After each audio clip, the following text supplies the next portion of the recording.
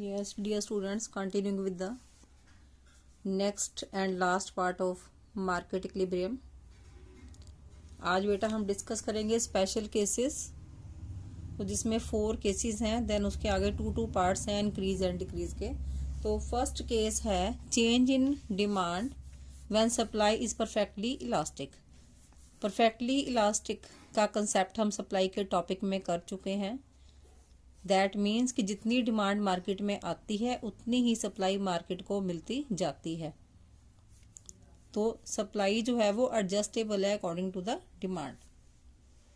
So when supply is perfectly elastic, जो change in demand जब होती है तो ये इक्विलिब्रियम प्राइस को इफेक्ट नहीं करती। उसका रीज़न यही है कि जितनी डिमांड मार्केट में आती है उतनी ही सप्लाई मार्केट में बराबर आती जाती है।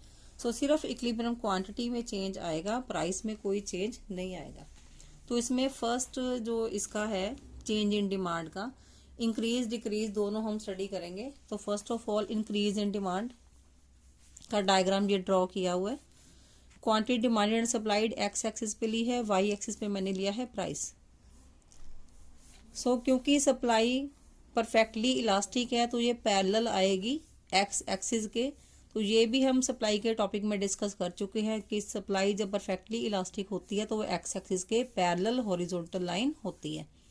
अब demand, downward sloping demand curve है, दिस इज डिमांड कर्व। ये डिमांड कर्व है, ये सप्लाई कर्व को कहाँ पे कट कर रही है, दिस पॉइंट पे ई पे। तो ये बन गया आपका equilibrium point and this is the OP equilibrium price. अब हमने डिमांड को इंक्रीज किया तो डिमांड जो है वो आगे की तरफ इंक्रीज होगी।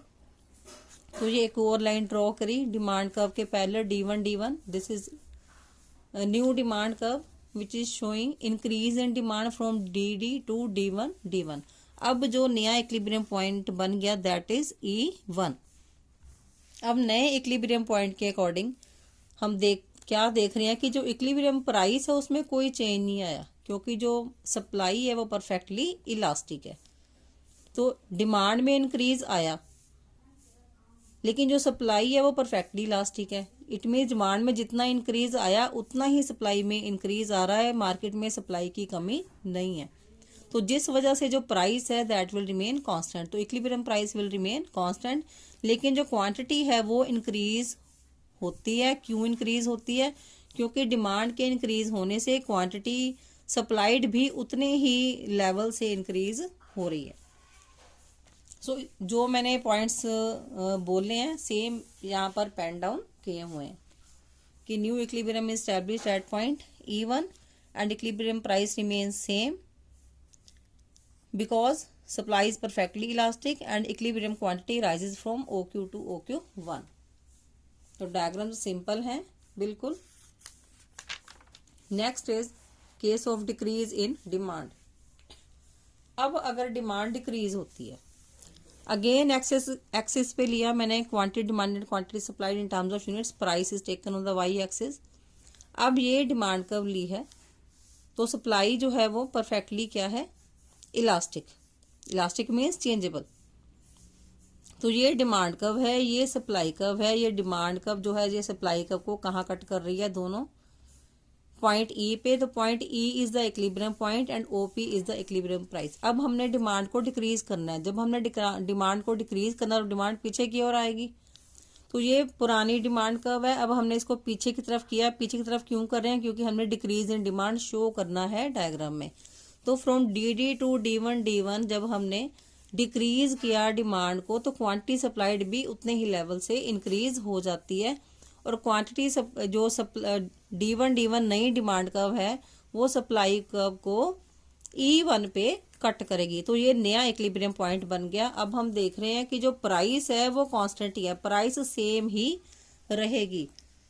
प्राइस के सेम रहने का सेम रीजन है इस केस में भी कि जो सप्लाई है वो परफेक्टली इलास्टिक है। तो जो क्वांटिटी है वो डिक्रीज करेगी फ्रॉम OQ टू OQ1। तो ये डिक्रीज इन क्वांटिटी है।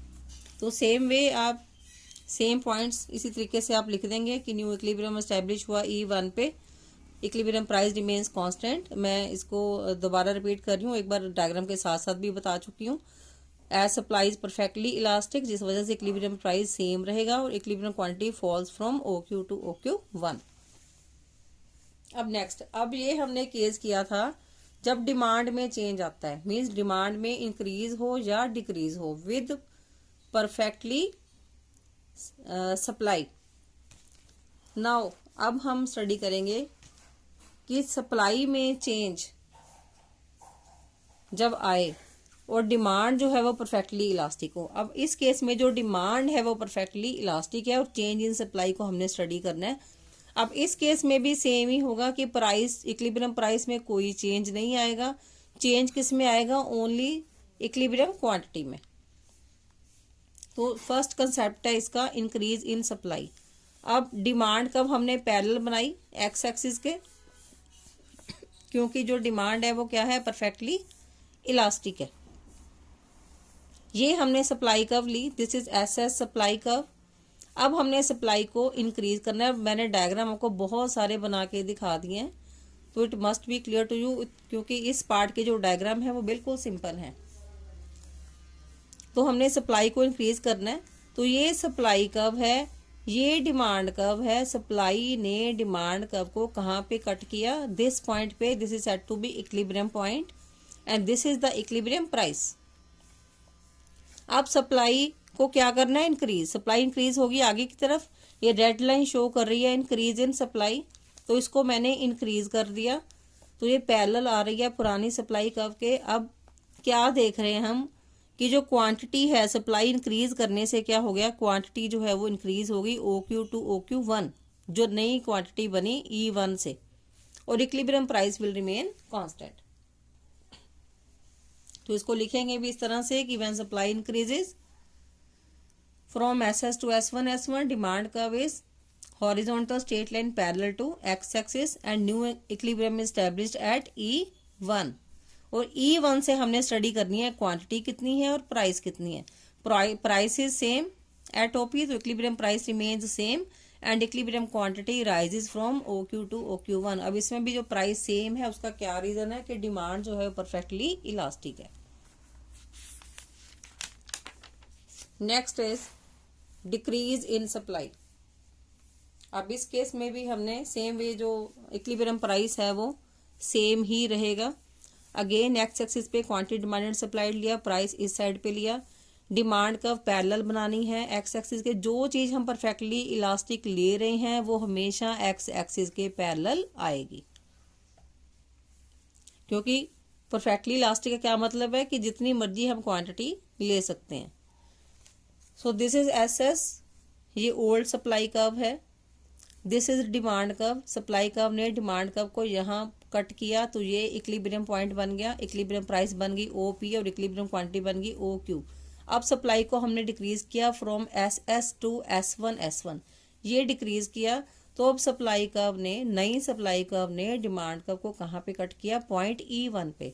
अब अगेन यहाँ पे हमें क्या दिख रहा है कि E1 से हम स्टडी कर रहे हैं कि जो प्राइस है वो सेम ही रही OP, प्राइस में कोई चेंज नहीं आया, लेकिन जो क्वांटिटी है वो कितनी हो गई? अब Q1 हमने इसको नेम दे दिया। पहले कितनी थी? OQ, अब कम होके कितनी रह गई? OQ1। इट मीन्स चेंज किस में आया? इक्विलिब्रियम क्वांटिटी में, जो फॉल हुई from OQ to OQ1 and equilibrium price will remain constant. It's written over there also.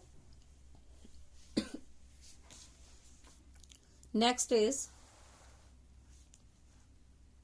Change in demand when supply is perfectly inelastic. अब हम opposite case में जा रहे हैं।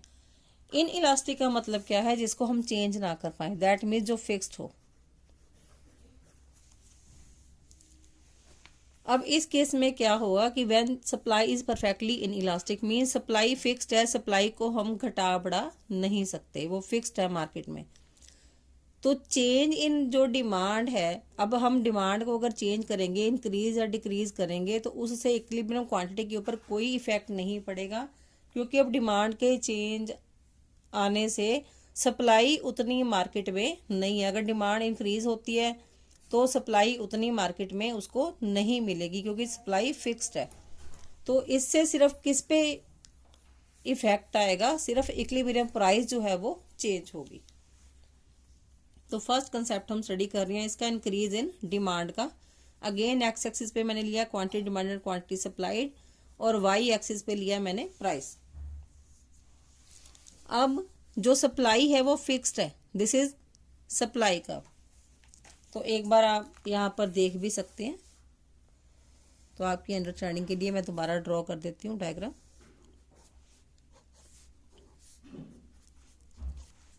Quantity demanded and quantity supplied x axis पे लिया, price मैंने लिया वाई एक्सिस पे।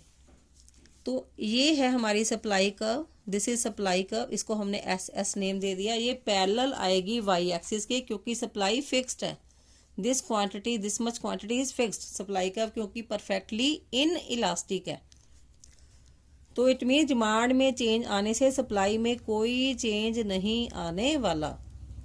सो ये डिमांड कर्व मैंने बनाई, ये downward sloping demand curve, this is downward sloping demand curve. तो ये बना आपका equilibrium point, this is OP price and O Q is the equilibrium quantity. अब हमने क्या करना है, डिमांड को इंक्रीज करना है। तो मैंने ये डिमांड को इंक्रीज कर दिया। अगेन डी के पैरेलल मैंने एक और डिमांड कर्व खींच दी आगे की ओर, क्योंकि हमने डिमांड का इंक्रीज शो करना है। तो इस जो नई वाली डिमांड कर्व ने सप्लाई कर्व को कहाँ पे कट किया, इस पॉइंट पे। तो ये नया इक्विलिब्रियम पॉइंट बन गया। तो नया इक्विलिब्रियम पॉइंट जो बना, इससे हम इवेल्युएट करेंगे कि हमारी प्राइस के ऊपर क्या इफेक्ट पड़ा और क्वांटिटी के ऊपर क्या इफेक्ट पड़ा। अब क्वांटिटी तो सेम ही रह रही है, सेम क्यों है, क्योंकि सप्लाई जो है परफेक्टली इन इलास्टिक है, सप्लाई फिक्स्ड है, इसलिए क्वांटिटी अपनी जगह से नहीं हिलेगी। हिला क्या, प्राइस, ये हमारा नया प्राइस बन गया। तो प्राइस हम देख रहे हैं डायग्राम में, जो प्राइस है वो क्या हुआ, वो राइज हो गया। तो इसी चीज को बस हमने इसमें इसकी एक्सप्लेनेशन में लिखना है। तो when demand curve increases from D to D1 supply curve is parallel straight line to Y axis. Parallel क्यों है, क्योंकि परफेक्टली इन इलास्टिक है। अब जब हमने डिमांड को इंक्रीज किया तो न्यू इक्विलिब्रियम पॉइंट बन गया E1 पे, तो न्यू इक्विलिब्रियम प्राइस बन गया OP1। तो प्राइस जो है हमारा राइज शो कर रहा है।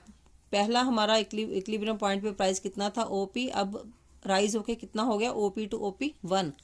And quantity is same, OQ is same. Next is decrease in demand. अब डिक्रीज इन डिमांड में इसका भी डायग्राम देख लें आप।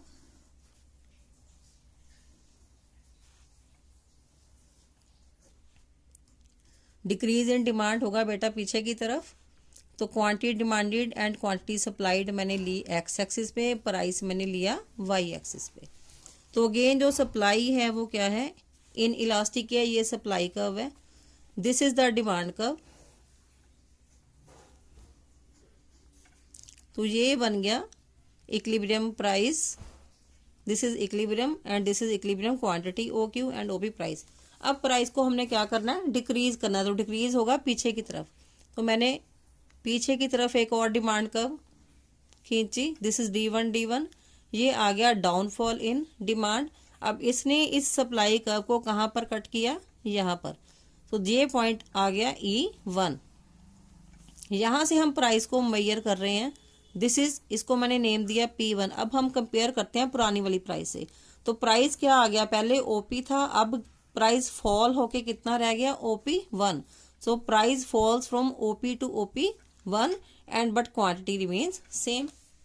सो वेरी सिंपल डायग्राम।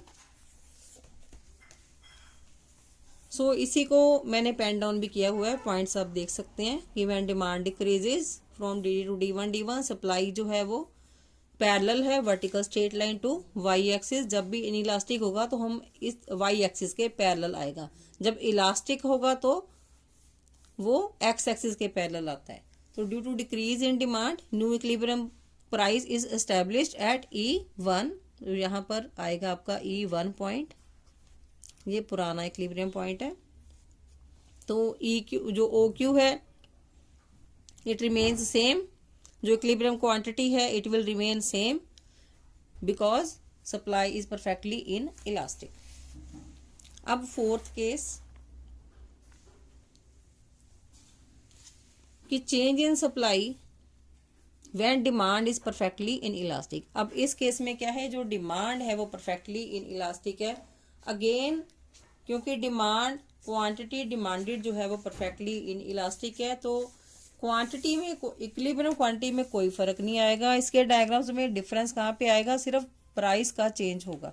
तो इसमें फर्स्ट कंसेप्ट क्या है, इंक्रीज इन सप्लाई। तो पॉइंट्स मैंने सारे बेटा पेन डाउन किए हुए हैं, तो आप नोट भी कर सकते हैं साथ साथ। तो इसकी डायग्राम मैं आपको ड्रॉ करके दिखा रही हूँ इंक्रीज इन सप्लाई की, कि जब सप्लाई इंक्रीज करती है तब क्या होता है।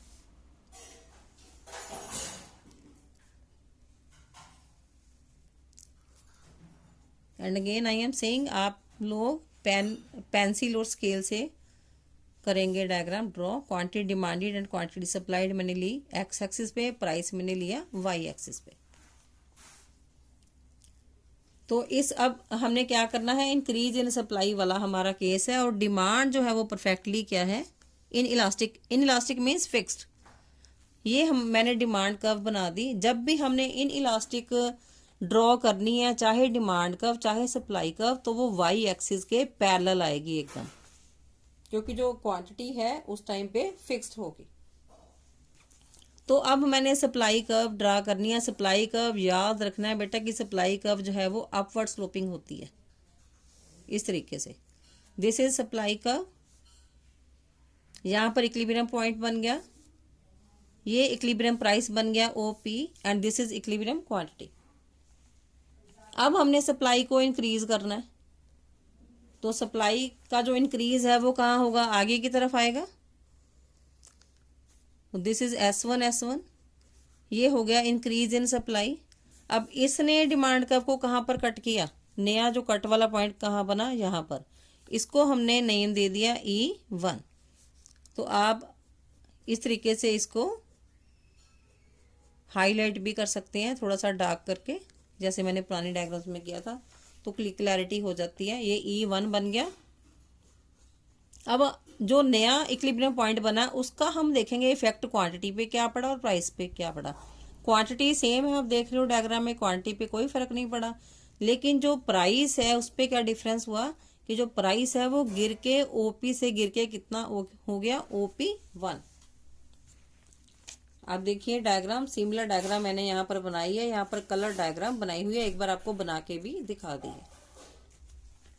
तो इसके पॉइंट्स भी मैंने जैसे जैसे मैंने बोला है वैसे वैसे ही आपने लिखने हैं कि when supply increases from SS to S1 demand curve is vertical straight line parallel to the Y axis, new equilibrium is at E1 and equilibrium quantity remains same. जब हमने यहाँ से स्टडी किया, और equilibrium price is at OP1 which has fallen from OP to OP1। Again the reason is, price के fall करने का reason क्या है कि जो डिमांड है वो परफेक्टली इन इलास्टिक है। Next is decrease in supply. अब हमने सप्लाई को डिक्रीज करना है। अब सप्लाई के डिक्रीज का इफेक्ट हमने देखना है। अगेन एक्स एक्सिस पे ले रहे हैं हम quantity demanded and quantity supplied, और वाई एक्सिस पे ले रहे हैं हम price. Demand curve is perfectly inelastic, inelastic means fixed, that's why it's parallel to the Y axis. अब सप्लाई कर्व लिया मैंने, अब सप्लाई कर्व को क्या करना है, डिक्रीज करना है। पहले हमने इंक्रीज वाला डायग्राम किया था। ये सप्लाई कर्व अपवर्ड स्लोपिंग, ये डिमांड कर्व को कट कर रही है इस पॉइंट पे, so this is the equilibrium point. यहां से मैंने प्राइस मेजर की, this is price and this is quantity.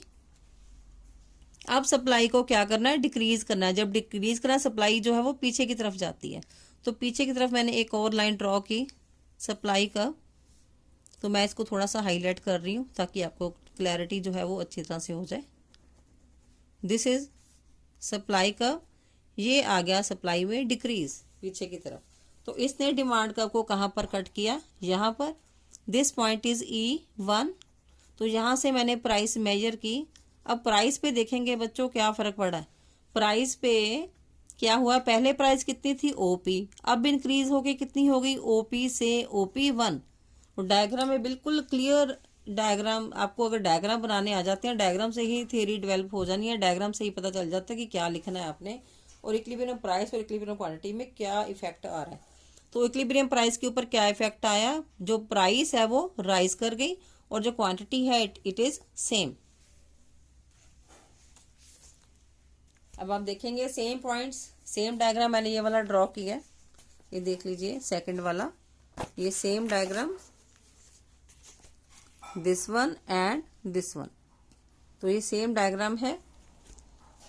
तो व्हेन लिखेंगे भी उसी तरह से कि when supply decreases from SS to S1 demand curve is parallel straight line to the y axis, new equilibrium point is established at E1 and equilibrium quantity through this point remains same but equilibrium price rises from OP to OP1. Now next point, अब next point जो है वो भी बड़ा important है इस chapter में से, price ceiling and price floor. इसके ऊपर भी क्वेश्चन जो है वो जरूर आता है, तो इसमें भी बच्चे कंफ्यूज रहते हैं। प्राइस सीलिंग, तो इन लेमैन्स लैंग्वेज सीलिंग हम किसको कहते हैं, व्हाट इज सीलिंग? सीलिंग हम किसको कहते हैं, रूफ को। सो सीलिंग का मतलब है, सीलिंग रूफ मीन्स ऊपर, किसके ऊपर, इक्विलिब्रियम प्राइस के ऊपर। सो सीलिंग का जो सिंपल मीनिंग है वो क्या है कि high price. So it refers to fixing the maximum price of a commodity at a level lower than the equilibrium price. लेकिन जो इक्विलिब्रियम प्राइस से लो हमने फिक्स करनी है प्राइस, लेकिन ये प्राइस फिक्स कौन करता है, गवर्नमेंट फिक्स करती है। So it refers to fixing the, government ने मैक्सिमम प्राइस फिक्स कर दी जो प्राइस इक्विलिब्रियम प्राइस से नीचे होगी। सो इसमें government plays important role in controlling the price of essential commodities के केस में गवर्नमेंट ऐसा करती है, जैसे कि वीट और शुगर एक्सेट्रा, इन केसेस में। तो when equilibrium price is determined by the free play of market forces, that means demand and supply which is too high for poor people, कि जब market forces demand and supply fix करती हैं price, अगर वो price high होता है कि poor people उसको नहीं अफोर्ड कर पाते, तो गवर्नमेंट उससे नीचे का जो प्राइस है वो फिक्स करती है। तो मैक्सिमम जो है लोगों से उतना, पुअर पीपल से उतना प्राइस ही चार्ज कर सकते हैं शॉपकीपर, उससे ज़्यादा नहीं।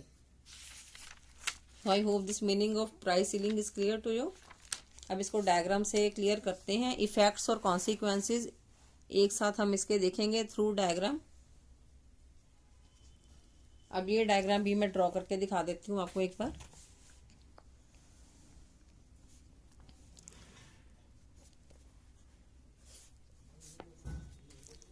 एक्स एक्सिस पे लिया quantity demanded and quantity supplied in terms of units, ये हम वीट की एग्जांपल ले रहे हैं। प्राइस हमने लिया वाई एक्सिस पे, तो ये सिंपल मार्केट इक्विलिब्रियम का डायग्राम हम इसमें ड्रॉ कर रहे हैं। Demand curve downward sloping and upward sloping supply curve, ये हो गया आपका equilibrium point. This is equilibrium price and this is equilibrium quantity. कि ये तो मार्केट में जो फ्रीली प्ले करती हैं market forces, means demand curve and supply curve, ये दोनों जहां पर इंटरसेक्ट करती हैं पॉइंट ई पे, वो वाला प्राइस फिक्स हो जाता है मार्केट में। तो अगर गवर्नमेंट देखती है कि जो प्राइस मार्केट फोर्सेस ने ऑटोमेटिकली फिक्स किया है, अगर तो जो पुअर पीपल है इसको नहीं अफोर्ड कर पा रहे, इस प्राइस को, इस प्राइस पे नहीं खरीद पा रहे हैं, तो गवर्नमेंट क्या करती है कि थोड़ा सा नीचे का प्राइस फिक्स कर देती है। सपोज P1 फिक्स कर दिया, यहाँ पर प्राइस जो है वो गवर्नमेंट नीचे ले आई। तो यहाँ से हम देखेंगे, ये लाइन मैंने अगेन हाईलाइट कर दी है। अब इसका इफेक्ट क्या पड़ता है,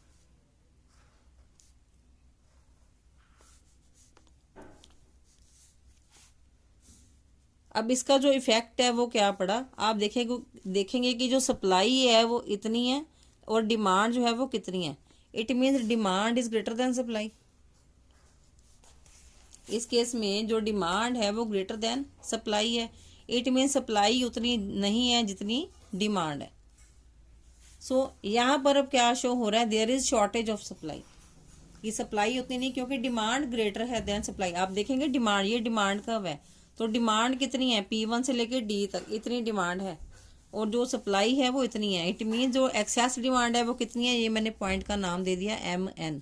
तो डिमांड कितनी है, एक्सेस डिमांड M से लेके N तक डिमांड ज्यादा है, सप्लाई तो इतनी रहेगी और डिमांड उसके आगे निकल गई, क्योंकि ये डिमांड कब है, यहाँ से हम मेजर करते हैं डिमांड कितनी है।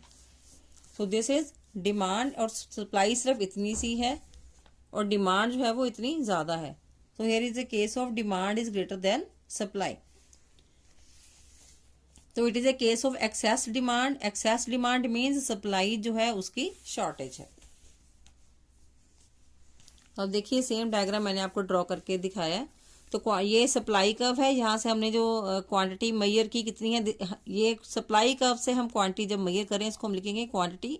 ये मैंने QS लिखा है, जो S सिंबल है वो क्या शो कर रहा है, क्वांटिटी सप्लाइड। और डिमांड कर्व से मैंने N से नीचे लाइन ड्रॉ करी है क्वांटिटी को मेजर करने के लिए, ये है, ये क्या है, क्वांटिटी डिमांडेड।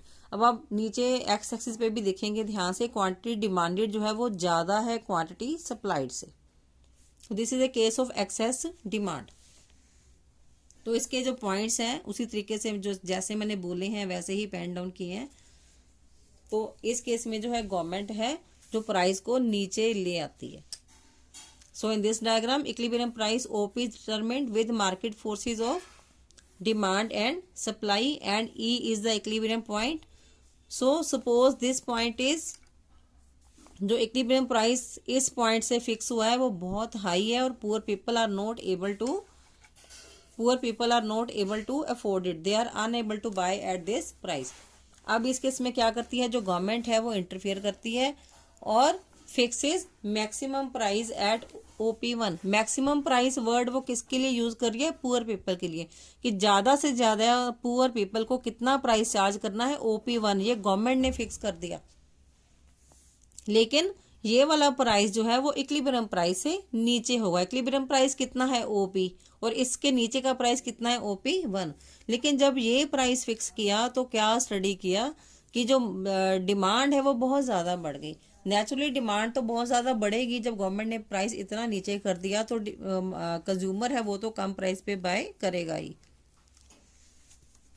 सो इस एक्सेस डिमांड को पूरी करने के लिए, या इस जो मार्केट में सप्लाई कम है डिमांड के कंपैरेटिवली, उसको पूरा करने के लिए गवर्नमेंट क्या करती है, गवर्नमेंट राशनिंग सिस्टम जो है वो मेंटेन करती है। तो राशनिंग जो है वो एक ऐसी टेक्निक है जो गवर्नमेंट मेंटेन करती है टू सेल इसेंशियल कमोडिटीज, जैसे कि वीट, शुगर एक्सेट्रा, इस तरह की इसेंशियल कमोडिटीज जो है उसको सेल करने के लिए, ताकि जो पुअर पीपल है उनको इसेंशियल कमोडिटीज अवेलेबल हो at the cheaper price, and this price is fixed below the equilibrium price. तो this concept is very very important. अब इसके ड्रॉबैक्स क्या होते हैं, मेजर ड्रॉबैक क्या है, black markets. So black market कौन सी मार्केट होती है, जिसमें कमोडिटीज सेल की जाती हैं हायर प्राइस पे than the price fixed by the government. अब गवर्नमेंट ने तो बहुत लो प्राइस फिक्स कर दिया, लेकिन इससे नुकसान किसको होगा, शॉपकीपर्स को, प्रोड्यूसर्स को। तो वो गवर्नमेंट की फिक्स की हुई प्राइस से ऊपर लोगों को सेल करते हैं, जिसको हमने क्या नाम दिया है, ब्लैक मार्केटिंग का। तो ब्लैक मार्केटिंग की सिचुएशन इसमें एग्जिस्ट होती है, क्योंकि प्रोड्यूसर इतने कम प्राइस पे सेल करने को तैयार नहीं होता। सो ये क्यों एग्जिस्ट करती है, ये इसका और भी रीजन होता है कि जो कंज्यूमर्स हैं, क्योंकि कम प्राइस पे राशन शॉप्स पे तो लिमिटेड क्वांटिटी मिलनी है पर पर्सन। अब जो कंज्यूमर्स लिमिटेड क्वांटिटी, जिनको लिमिटेड क्वांटिटी से जो सेटिस्फाई नहीं होते, वो क्या करते हैं, वो हाई प्राइस पे सेम प्रोडक्ट को बाय करने के लिए तैयार हो जाते हैं, जो कि गवर्नमेंट ने फिक्स किया हुआ है, उससे भी ऊपर प्राइस देने को तैयार हो जाते हैं, ताकि वो ज़्यादा क्वांटिटी में बाय कर सकें। दूसरा और क्या रीज़न है इसका, राशन शॉप्स में गुड्स को मेंटेन करना भी मुश्किल होता है। सारी चीज़ें जो है वो राशन शॉप्स में कई बार अवेलेबल नहीं भी होती, और कंज्यूमर्स को बहुत लंबी लाइनों में लगना पड़ता है गुड्स बाय करने के लिए। मोर ओवर गुड्स जो है इन्फीरियर क्वालिटी की मिलती हैं मोस्टली राशन शॉप्स पे, क्योंकि गवर्नमेंट मेंटेन तो कर लेती है सिस्टम लेकिन उसके ऊपर कोई चेक नहीं रखती। So this is the major reason. These are the consequences and drawbacks of the price ceiling. Now what is price floor? Floor हम किसको कहते हैं? फर्श को। तो फ्लोर होता है नीचे, that means minimum price. So price floor हम किसको कहते हैं? Minimum price. अगेन फिक्स तो गवर्नमेंट ही करेगी, लेकिन ये वाली प्राइस गवर्नमेंट इक्विलिब्रियम प्राइस से ऊपर फिक्स करती है। अब गवर्नमेंट ऊपर का प्राइस यहाँ पर क्यों फिक्स करती है? अब जो प्राइस फ्लोर है वो किसको ध्यान में रखते हुए बनाया जाता है? प्रोड्यूसर को ध्यान में रखते हुए या हमारा जो गरीब किसान है उसको ध्यान में रखते हुए बनाया जाता है, ताकि फार्मर को अपने प्रोड्यूस की पूरी कीमत मिल सके। तो ज़्यादातर इसमें एग्रीकल्चरल गुड्स आती हैं, या मिनिमम प्राइस लेजिस्लेशन प्रोग्राम है, एग्रीकल्चर प्राइस सपोर्ट प्रोग्राम है, जो गवर्नमेंट के फेमस प्रोग्राम्स हैं regarding price floor policy. So these programs are maintained by the government for the products wheat and sugar cane etc. और ये producers के और उसके बेनिफिट के लिए होती है, फार्मर्स के बेनिफिट के लिए। लेकिन जो प्राइस सीलिंग था वो पुअर पीपल के बेनिफिट के लिए होती है। सो यहाँ पर ये डायग्राम है, अब डायग्राम के थ्रू हम स्टडी करेंगे। एक बार इसको आप इसमें देख लीजिए कि किस तरीके से बनाना है इसका डायग्राम प्राइस फ्लोर का। अगेन बेटा एक्स एक्सिस पे मैं ले रही हूँ quantity demanded and quantity supplied, and y axis पे मैं ले रही हूँ price. Now this is demand curve and upward sloping supply curve. अब दोनों ने कट किया, यहाँ पर इक्विलिब्रियम प्राइस आ गया। This is price, OP is the equilibrium price and OQ is the equilibrium quantity. अब इस केस में क्या होता है कि गवर्नमेंट जो है वो इक्विलिब्रियम प्राइस के ऊपर का प्राइस फिक्स करती है। इक्विलिब्रियम प्राइस कितना है? OP। इसके ऊपर थोड़ा चले गए हम, दिस इज OP1। तो इस केस में प्राइस फ्लोर के केस में गवर्नमेंट इक्विलिब्रियम प्राइस के ऊपर का प्राइस सेट करती है। तो इसको मैं थोड़ा हाईलाइट कर रही हूँ। अब गवर्नमेंट ने ये वाला प्राइस फिक्स किया है। अब हमें देखने से क्या पता चल रहा है? इसको मैंने M पॉइंट दे दिया यहाँ पर मैंने N पॉइंट दे दिया। अब बेटा ध्यान से देखो डायग्राम में, सप्लाई जो है ज़्यादा है और डिमांड कम है। डिमांड P1 से लेके M तक है और जो सप्लाई है वो कितनी? P1 से लेके N तक है। देखो सप्लाई कितनी ज़्यादा है। तो हेयर क्या केस है? Supply is greater then demand. तो ये वाला केस कौन सा बनेगा? एक्सेस सप्लाई का। अब नीचे क्वांटिटी हम स्टडी कर रहे हैं। एम से मैंने नीचे ड्रॉ की क्वांटिटी, क्योंकि ये डिमांड कर्व है। तो यहाँ पर मैंने क्या लिखूंगी? Q D means quantity demanded. और यहाँ से नीचे अगेन मैंने क्वांटिटी पर एक स्ट्रेट लाइन ड्रॉ की। तो ये क्योंकि किस कर्व से आ रही है? एन पॉइंट जो है सप्लाई कर्व से आ रही है। This is quantity supplied. अब हम इसको डायग्राम को एक्सप्लेनेशन जो है उसकी डिटेल में स्टडी करते हैं। आई थिंक डायग्राम किस तरीके से ड्रॉ करना है आपको पता चल गया होगा। बाकी आप बार बार वीडियो को व्यू करें और डायग्राम की खुद प्रैक्टिस करें।